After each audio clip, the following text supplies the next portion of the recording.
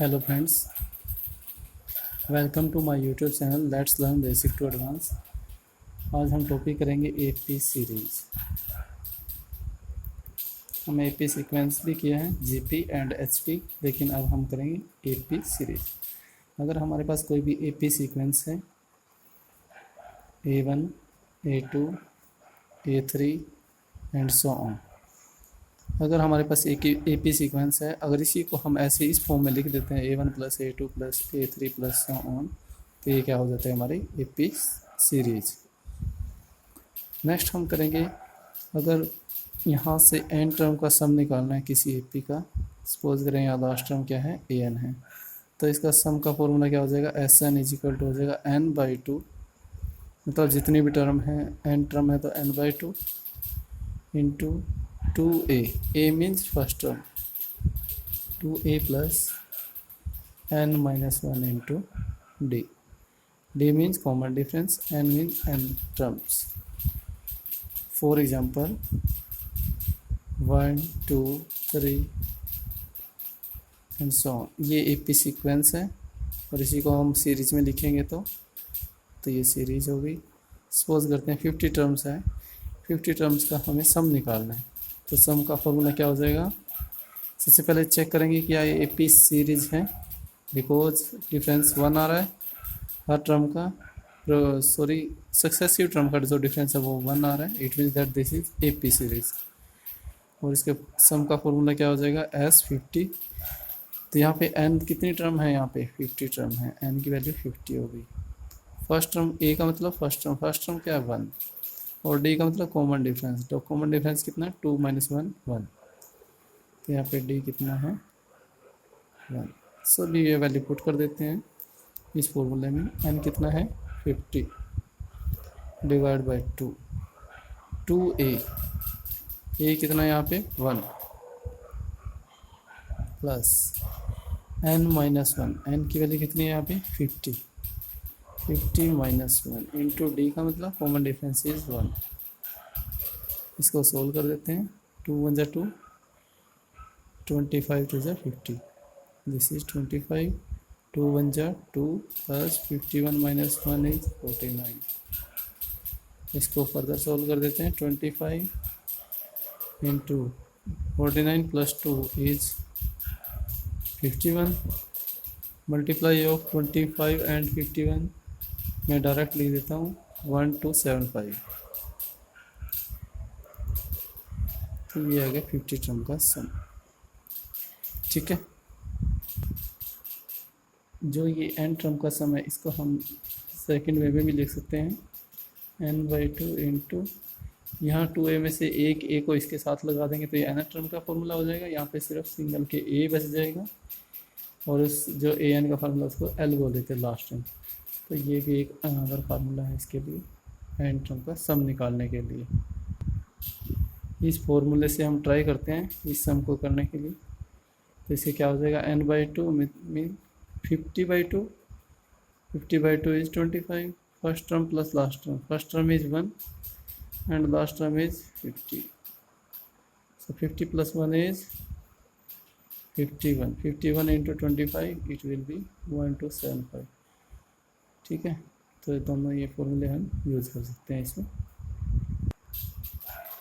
कुछ important results हैं AP के बारे में। अगर हमारे पास कोई भी एक पी सीक्वेंस है A1, A2, A3 and so on, अगर इसमें हर टर्म में कुछ कांस्टेंट ऐड कर दें, सपोज कर हमने k ऐड कर दिया, ठीक है, या फिर सब्ट्रैक्ट कर दे k को, कोई भी कांस्टेंट है k, अगर इन टर्मों में k को ऐड करें या सब्ट्रैक्ट करें तो जो ये रिजल्टिंग सीक्वेंस होगी वो भी क्या रहेगी, सम करने के बाद या सब्ट्रैक्ट करने के बाद it will also will be AP sequence. ठीक है, नेक्स्ट है, अगर इसको मल्टीप्लाई कर देते हैं किसी कांस्टेंट k से, तो जैसे ka1, ka2, ka3 and so on, तो जो ये रिजल्टिंग सीक्वेंस होगी वो भी क्या हो जाएगी हमारी एपी हो जाएगी।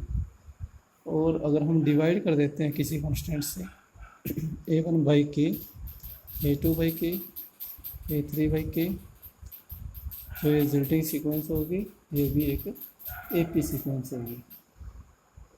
लेकिन इसमें एक डिफरेंस हो जाएगा, जो कॉमन डिफरेंस होगा अगर मल्टीप्लाई कर देते हैं तो इसमें कॉमन डिफरेंस हो जाएगा हमारा के डी।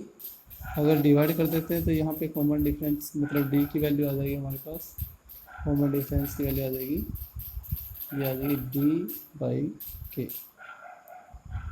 सिर्फ ये डिफरेंस आ जाएगा। वैसे तो मल्टीप्लाई या डिवाइड करने के बाद या सब्ट्रैक्ट या सम करने के बाद जो सीक्वेंस थी अगर एपी है तो रिजल्टिंग सीक्वेंस उसके बाद जो बनेगी वो भी क्या हो गई हमारी एपी सीक्वेंस होगी।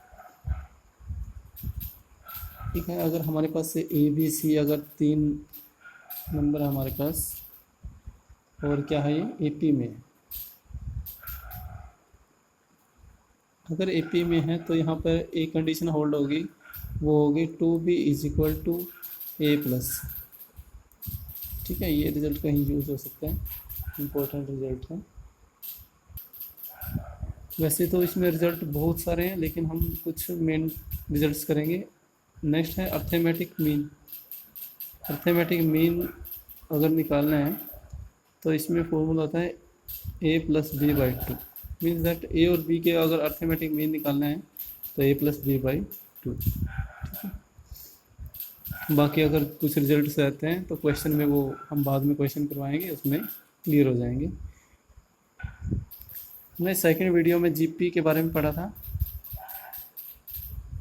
जीपी में अगर हमारे पास ऐसे कोई भी सीक्वेंस है तो इसको जीपी कब बोलते थे, अगर इनका जो कॉमन रेशो है A2 by A1 and A3 by A2 अगर ये सेम आ जाता है और किसी न किसी कांस्टेंट के इक्वल आ जाता है तो हम उसको क्या बोलते हैं जीपी सीक्वेंस। तो इसमें अगर हमें एन टर्म का सम करना है किसी जीपी का,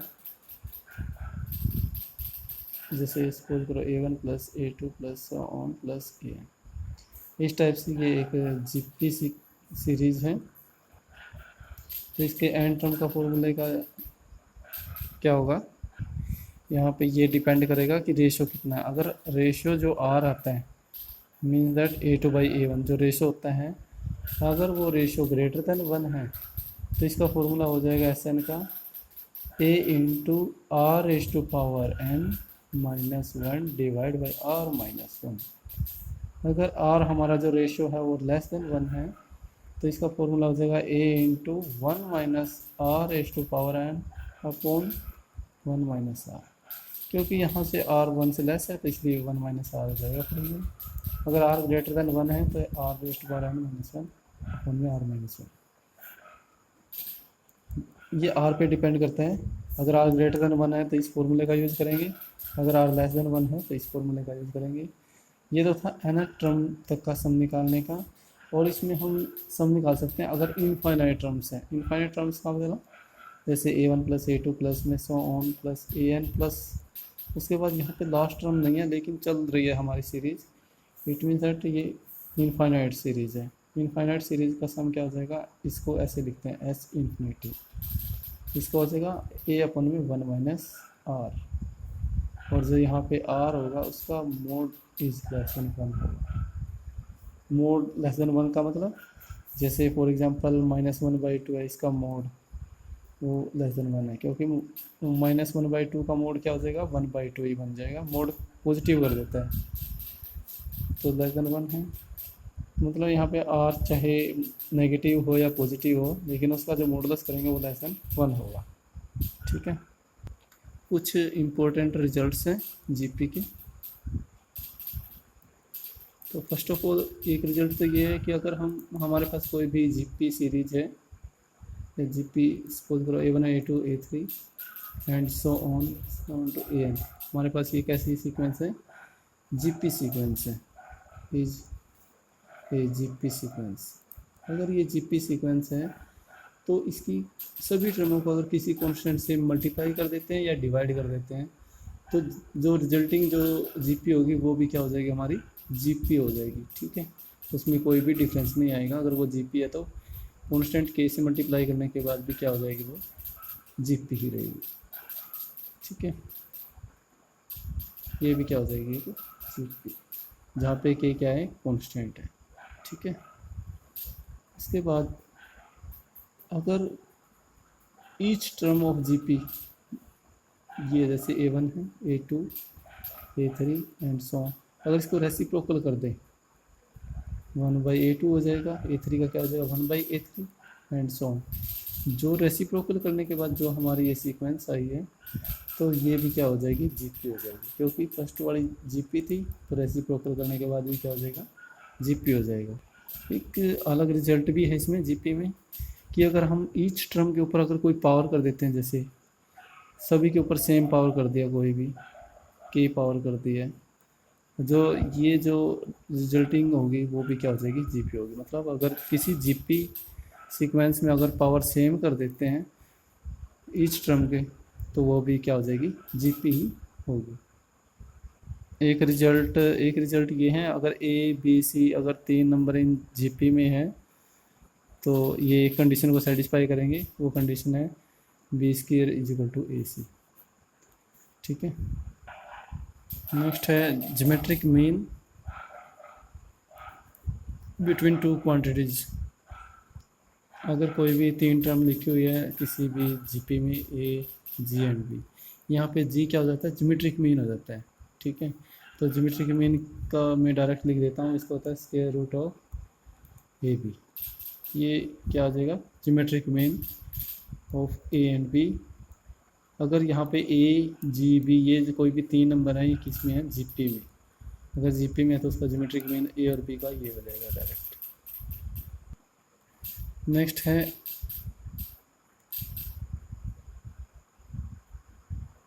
हार्मोनिक प्रोग्रेशन सीरीज। तो इस सीरीज़ के लिए हमें कुछ नहीं करना, इसके लिए हम एपी, पहले तो एपी सीरीज़ बना देंगे, क्योंकि एपी में और इसमें एक रिलेशन होता है कि ये आपस में एक दूसरे के रेसिप्रोकल हैं। तो एचपी सीरीज़ के लिए हमें कुछ नहीं करना, सिर्फ एपी सीरीज़ निकाल लेंगे और एपी सीरीज़ का जो भी सम होगा उसका रेसिप्रोकल कर देंगे, तो किसके सीरीज़ का सम आ जाएगा, एचपी सीरीज़ का सम। क्योंकि हमने सीक्वेंस में पढ़ा था कि जो एपी सीक्वेंस का सम है वो एचपी सीक्वेंस का रेसिप्रोकल होता है। अगर ज्योमेट्रिक मीन की बात करें एचपी सीरीज़ में, तो इसका डायरेक्ट फार्मूला लिख देता हूँ मैं आपके सामने। अगर कोई भी ए बी है, अगर इनका ज्योमेट्रिक मीन निकालना है, तो इसका फार्मूला हो जाएगा 2ab divide by a plus b, जहाँ पे ए बी किस में है, ये हमारे एचपी में। ठीक है, तो ये डायरेक्ट इसका ज्योमेट्रिक मीन का फार्मूला। अगर एग्जाम में होगा तो डायरेक्ट ही पूछ लिया जाता है कई बार कि ज्योमेट्रिक मीन क्या होगा, और अगर जीपी में है तो क्या होगा, अगर एपी में है तो क्या होगा। ठीक है, नेक्स्ट मैं आपको बता देता हूँ वेरी मोस्ट इम्पोर्टेंट, कई बार बहुत बार पूछा जाता है कि अगर ए से मैं डिनोट कर देता हूँ अर्थमेटिक प्रोग्रेशन को, जी से ज्योमेट्रिक प्रोग्रेशन को, और एच से हार्मोनिक को, तो इन तीनों में रिलेशन क्या है। तो इनमें एक ऐसा रिलेशन है, जो अर्थमेटिक प्रोग्रेशन होता है वो किससे बड़ा होता है, ज्योमेट्रिक प्रोग्रेशन से, और ज्योमेट्रिक प्रोग्रेशन किससे होता है, हार्मोनिक से। तो ये एक रिलेशन ऐसा है, बहुत बार पूछा जाता है। और एक रिलेशन ये भी होता है, जो जी स्क्वायर होता है वो किसके इक्वल होता है, ए इंटू एच।